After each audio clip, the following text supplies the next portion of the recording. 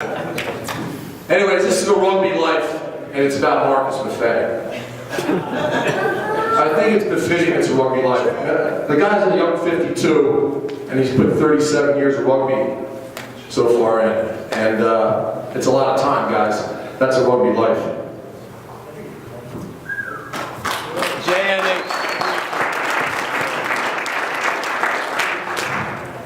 Marcus is going to be the 25th member of the Hall of Fame. He's also probably the best dressed here tonight, Marcus.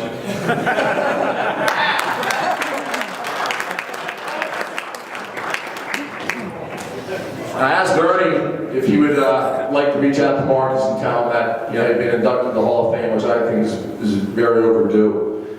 And Ernie said, yeah, let me tell Marcus. I said, fine. So, I'm thinking I'm not going to be the guy standing up here. I don't want to be the guy standing up here and introducing Marcus. I figured he's got George Betzler he could ask. George Betzler's spoken for. Amel's a no-show. Joe Kelly?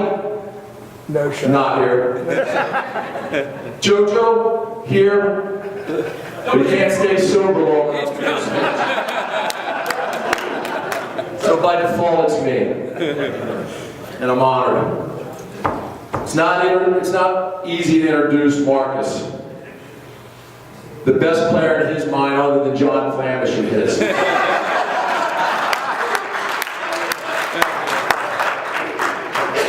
You will hear a lot of numbers tonight about Marcus, but no number defines him more than the number 15 that he pulled over every day for PW on every Saturday. Fullback, I had to look that up because I'm a forward. What do the backs do? Just hold on to the ball, okay? Don't fuck it up. So I looked up fullback, and I'm telling you, just the only thing lacking is a picture of Marcus. Good foot. Catch the high ball. Counterattack. Good hands. Good tackler. Possesses speed and acceleration. Conway can attest to that. Covers loads of ground, field vision, and an attitude that nobody can get past you. That's a fullback. Marcus, you're the definition of a fullback.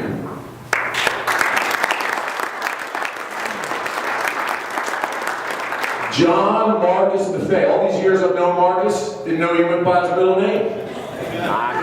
Go figure. That's a McLean thing. So we're a little bit like brothers after I made that connection. He's one of 3 boys. I'm one of 3 boys. I'm the middle child. Marcus is the middle child. It's a no wonder we don't get along. Marcus Maffei, alias Magooey. And swear. McFay. Smackus. Magoo. McFoo-foo. Rocket Man. But by any name, anyone who played against Marcus knows that they were up against a physical guy for 80 minutes or 14 minutes.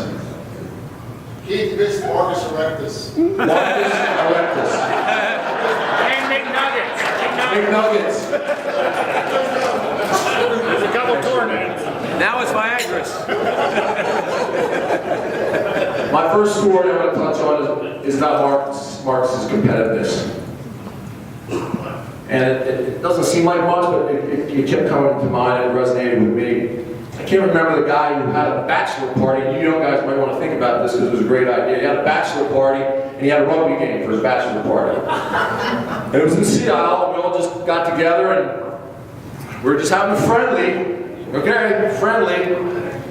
And we just choose up teams. We're all motley and Marcus is on the other team. And about 2 minutes into the play, Marcus takes a quick hit, crash ball, and I'm standing right in front of him. And I'm like, oh, here goes Marcus. Marcus comes and just bowls me over. I tackle him. We both went to the deck, and I get up and I'm like, what the? And he's like, hey, come on, let's go. And I realized right then and then, it doesn't matter what field you're on, what level you play, Marcus is going to compete from the beginning to the end of every match. And it was that day as well. And it just, it stuck with me that he never backs down at any level.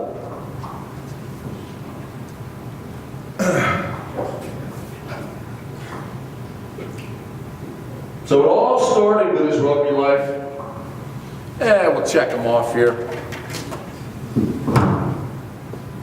1978, Marcus is playing for Mark Gay. Whoa, whoa, whoa, whoa. That's the wrong list. Hold on. No, this is the list. This was the list. And I think everybody in this room as a rugby player wants to aspire to these type of descriptions. Fierce, hard, competitive, intense, and finisher. Unofficially, I think Marcus is probably the leading try scorer in this club, no shit.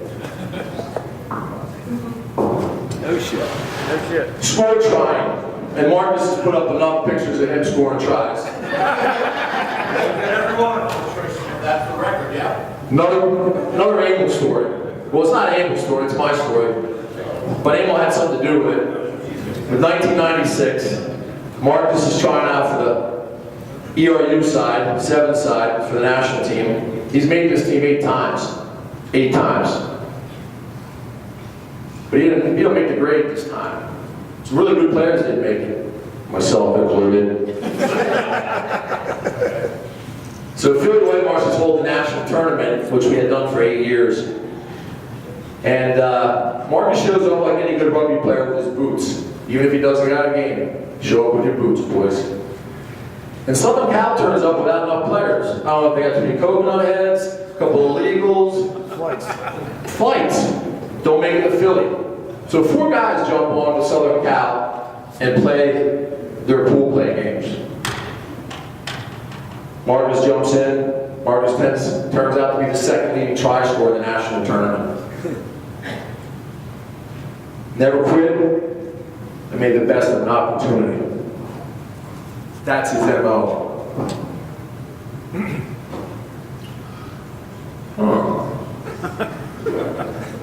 Let me park off. Let me stay with Philly.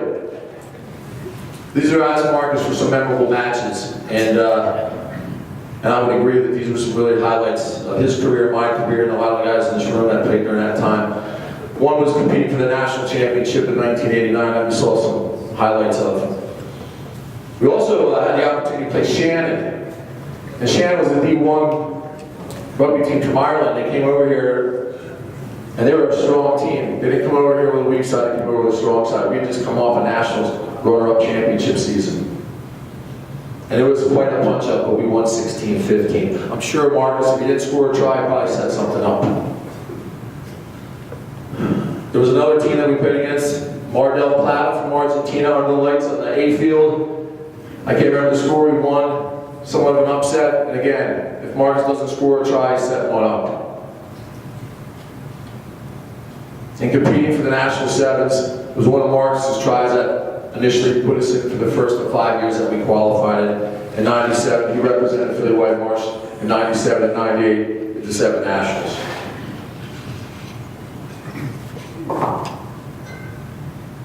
As a player with good hands, Marcus was the team's go-to guy. That's a quote from Steve Ciano.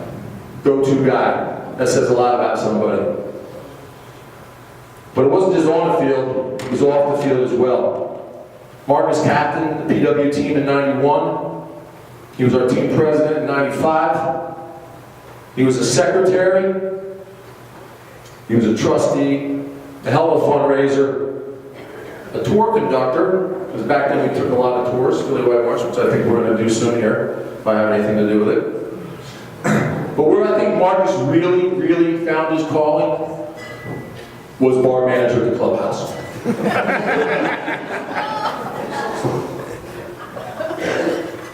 Marcus also coached PW during Super League years 2003, 2007 under Joe Kelly. Joe sent me an email that reads, "I'm disappointed to send my regrets to the PW team, alumni, and extended family. I'm at an 8th grade reunion. Go figure, I made it through the 8th grade. He went on to say, I feel particularly sad about not being able to be present to see two men, and this includes you, Peter, who had a profound impact on my enjoyment of this game for so many years of my life. Marcus has been a generally great player. His presence on the pitch has been synonymous with many PW's greatest seasons. It was my privilege to tour with Marcus, play with Marcus, and later have him handle my back line at a time when I was involved with helping coach the club. Atlantis. Anybody that knows anything about Atlantis in this room, it's Emil Signa started an international touring side, domestic touring side 30 years ago. As Steven mentioned, Marcus was part of that first team. And I have a picture back there. There were actually 3 Philly guys at the time, Philly White Marsh guys that were part of that team. Marcus was a young man at the time. And Emil selected him 1986 to play the very first team assembled by Atlantis at the Harvard Sevens. Marcus was 23, and he wore the number 6. Anybody that knows anything about Atlantis, you always get a number. It's when you play your first match or call your first cap. Lewis, correct me if I'm wrong, you're 1,026. Okay, that's 30 years. That's 30 years of representing international domestic rugby. It says a lot about the program. It also says a lot about a guy that was on the very first team. Emil said he also represented that side another 6 times.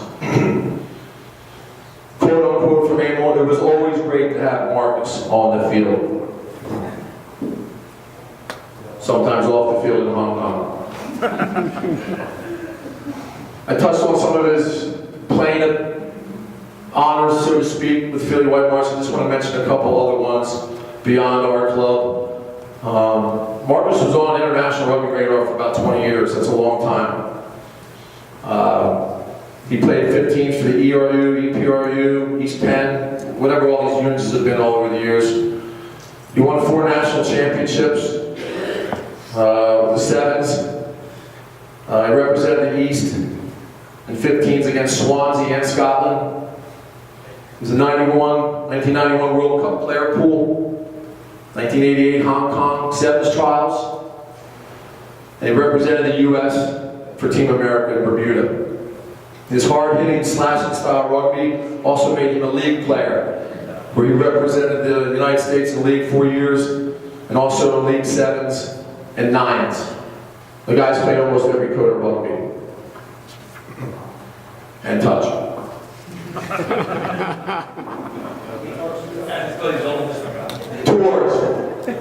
Tours. Like I said, I mean, touring is just like,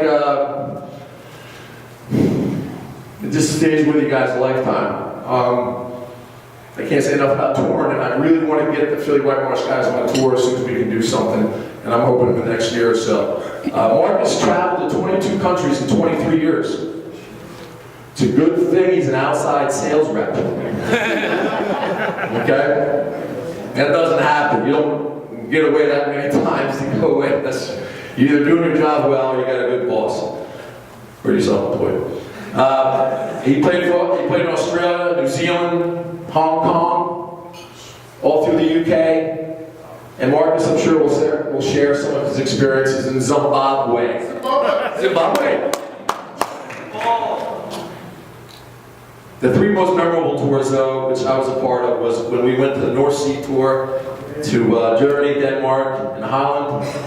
The Stockholm 10s, quick story, we went to the Denmark 7s with 5 guys, and then we ended up with Stockholm 10s with 7 guys. But as it turns out, we won the plate final, and there it is. Steve Siano's holding it. There's a picture back there of us all playing. These were the tours that Marcus put together, and they were really great fun and a lot of camaraderie and a lot of good memories. Could use a few more guys. And we could use a few more guys.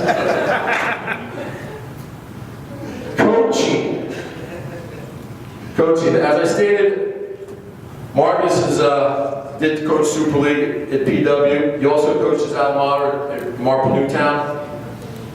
He coached for a long time at my alma mater, which is Conestoga. He coached Maffei, EPRU collegiate size and 15s. Marcus also helped with Outcare Belly and Animal Sickness internationally with the Hong Kong women's sevens team that finished second behind New Zealand that year. All in all, Marcus has coached 28 years. Keep it down back there, Lewis.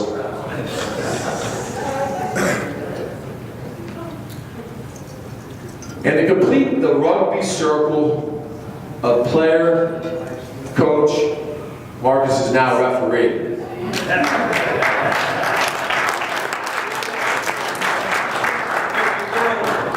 It's something Marcus took up 7 years ago. I admire him for this. This is not an easy role for anybody, especially somebody who was a player. As a coach, I'm also proud to say Marcus is getting to be a better referee. It takes time. Anybody that refs, it's not an easy job.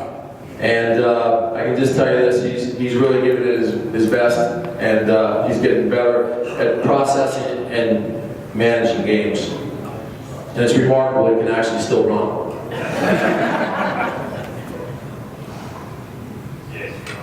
So when closing,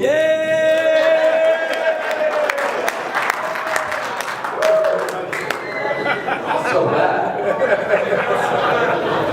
By the numbers, 28 years coaching rugby, 30 plus years playing rugby, 30 years as a member of PWRFC, 20 years playing for PW, and I'm talking first side from 85 through 2006. Dedicated to the game and to his club. Marcus Maffei, a teammate, a man of character and conviction to a sport he loves, a clubman, a rugbyman, and a friend. What a great rugby life, huh?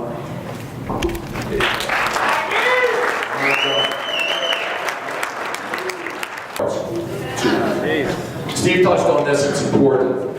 There is a common bond in this room, not all of us share, and it's the game of rugby we love.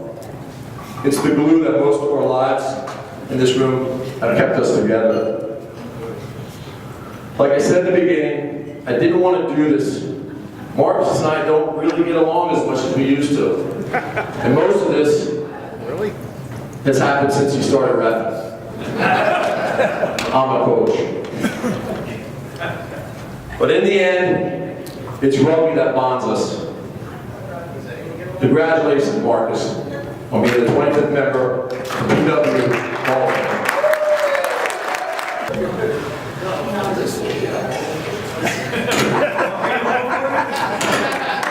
Thanks for everybody coming, especially the people that I didn't know were coming. Thanks a lot.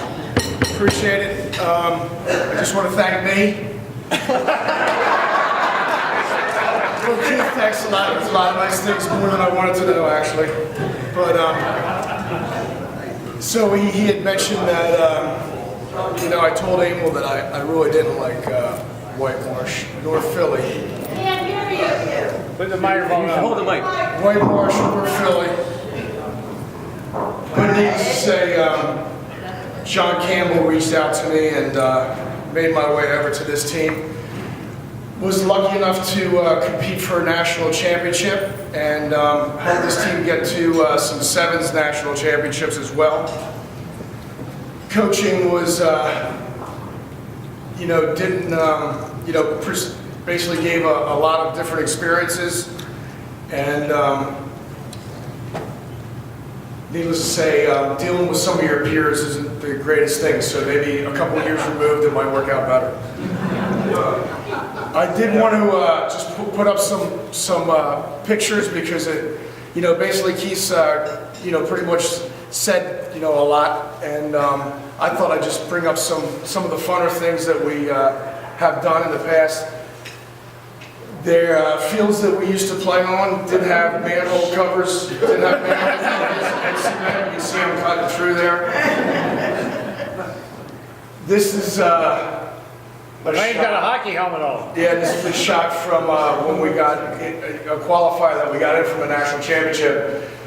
The story that I wanted to tell here is Keith had gotten a really bad laceration on the head, and they actually had brought the ambulance up onto the field, actually brought the stretcher out, put him on the stretcher. And I don't know how many people of you remember the movie Heaven Can Wait, but he got up off the stretcher and we ended up winning the game.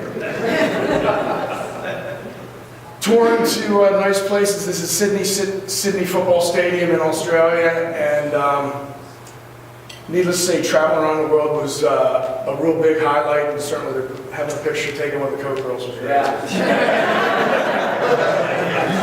So these are two of my friends. Thanks, Tim and JoJo from Nashville, Tennessee. And just wanted to tell a quick story. I think there's some Penn State guys that are still affiliated with the team, but as you remember, and actually you still do it, right? We still do these winter clinics. Well, it used to be we would do the winter clinics. George would spearhead the winter clinics, and I went up there one year and with my buddies here, and I got a room at the Atherton Hotel with my Hewlett Packard corporate rate. And you know, since you have 3.5 hours up to Penn State, I had some time to tell these guys, look, this is a rugby trip. I did book the hotel on my company, but you know, please don't say anything about Hewlett Packard. So these guys didn't show up the next day in my room. I didn't know what happened. They told me they got another room. But when I got to work on Monday, I had this letter.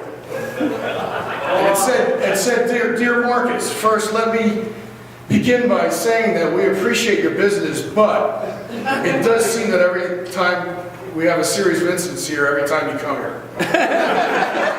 My security guards recognize you and your friends. Marcus, I realize that in this particular case, you evidently were not the problem, other than that you had friends staying in your room, which you did not have registered.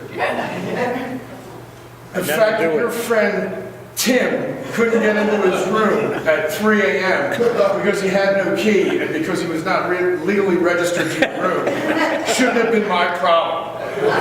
Most importantly, I have to admit, I did not appreciate the way he swore at my security guard, verbally abused him, my night auditor, and made them call me at 3 a.m. saying, Hewlett Packard. I ended up giving them a room just to get them out of the lobby. I was passed out in the lobby. I had nothing to Luckily, on Monday, one of my sales reps intercepted that fax, because back then it was a fax. And these guys, I never knew the whole way home. They just told me they got another room, lost the key. They actually never knew either. So a couple things. This is Conway. It doesn't look like Conway, does it? But if you're on Facebook, this is where I pulled this one off. But I wanted to say a couple things about the current team. Even though I ref a bunch, you know, I get to come out to watch the games, and you know, I wish I got to play with Conway. You can see just his attitude is good. You know, he's one of the best players I've actually ever seen, and he's just, I think he's got the right, obviously, attitude towards the game, and leads by an example. And I thought this was a great picture, so I pulled it off of Facebook. Next picture. You know, life is a big circle. Life is a big circle. And you know, you can go back 30 years while I played, but the fact is that some of the guys on the team now, I got a chance to coach. As a matter of fact, I coached with JoJo Gunn here, flew up from Nashville. Coached Stoger for a long time. Obviously, Keith's doing it He's a now. secret agent back there. But Bob Howard, were you our captain as well? Yeah, you can imagine why, right? Yeah. So, Don't even do it. I got to coach Bob. I got to coach Tower, who's here. I'm sorry? I got to coach Doink as well. And what I was going to say is, you know, he was a pleasure to coach, and it's great to see him continuing on with our club. And I think you guys have a really good culture. I did come out to the Wilmington game, and I've seen you almost every year, and the club is going in the right direction, and just keep it going. I would say that, you know, you do want to field a sevens team in the summer. You want to reach out to people just like me, because I did play for Marple. I hated White Marsh, but the captain called me, and even though I hung up on him, I called him back a little later. So a couple other things. You're not familiar with our clubhouse, and once again, you know, in terms of you know, a lot of things I've accomplished and all that, you know, some of the best things are with your friends, and some of the things that we did at our clubhouse, and Halloween parties at our clubhouse are epic. So some of you don't know who this is, but most of you do. It's Joe Kelly and Eagle Prop. and who actually also played for the U.S. team. And interesting, this was at the Halloween party, and I remember it actually ended poorly because he had to throw out a bunch of the women rugby players out back, and then had a tussle with them out back as well.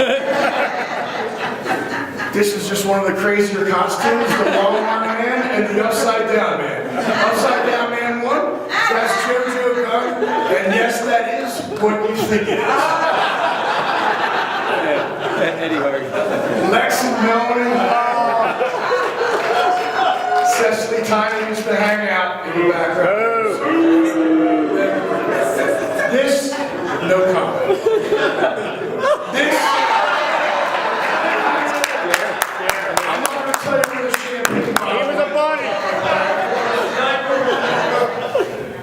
And then that's the first Atlantis team, which, you know, needless to say, you know, hold dearly. Go ahead. And in 2000, got to play for the over 30 U.S. team, and needless to say, was some of my best teammates.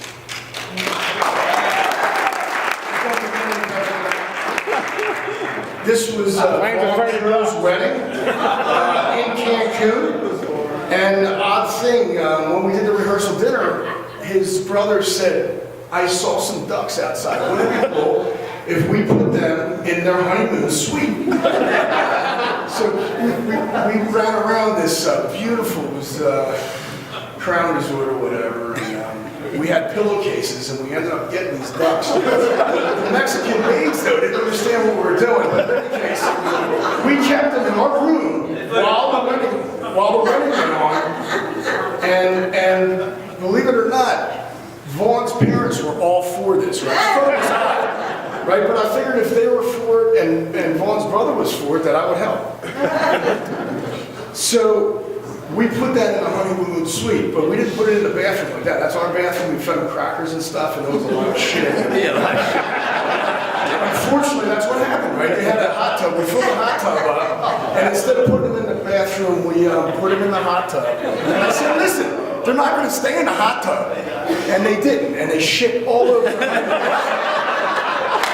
It was terrible. But anyhow. This is what happens when you sing Going on Sunshine Mountain, Suicide Sevens in Avalon. This is Vince Lucy. We had a big dolly, and he got to the top step, and Kyle Flickinger let go of the dolly. It was bad. This is the only picture that I look small in. You see Keith. And that's my nephew Austin, who's probably taller than both of those guys. So, as Keith said, and I highly recommend, you know, you go on tour. Rugby's a great game, but traveling and playing rugby, especially in areas where sometimes they play rugby, like Wales and England, and then some places that they don't play rugby all that much, like Sweden, Copenhagen, and Amsterdam. There's a lot of others right there, and then like Cayman Islands, you know. Obviously, you see that blue water, which is fantastic, and then next, and then Stockholm. So with that said, I think this wraps it up, and appreciate everybody coming out and enjoying